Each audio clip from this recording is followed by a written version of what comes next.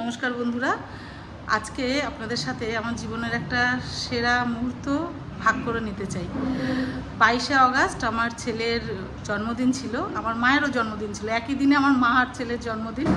তো সেদিন আলোক কৌশিক অমাবস্যা ছিল, কৌশিকী অমাবস্যা, ভুল বললাম।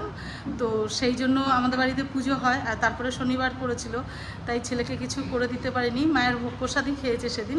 তো আজকে এই যে ছেলের জন্য আজকে কিছু রাতে একটু রান্নার আয়োজন করেছি, খুব সাধারণ রান্নাই।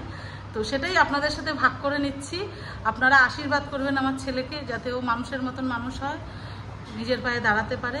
আপনারা তো আমার পরিবারের একজন, আমার ফ্যামিলি, আমার বাপের বাড়ির লোকজন, তারপরেই আপনারা। তো সেটাই আপনাদের সাথে আমি ভাগ করে নিলাম। আর সামনে গণেশ চতুর্থী, তো গণপতি বাপ্পার যা ভালোবাসেন খেতে, তারই রেসিপি আমি খুব শিগগিরই আপনাদের সাথে শেয়ার করব।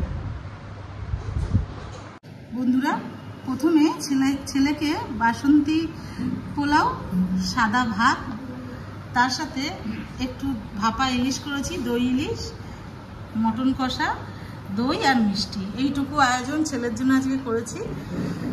তো আপনারা আশীর্বাদ করবেন আমার ছেলেকে।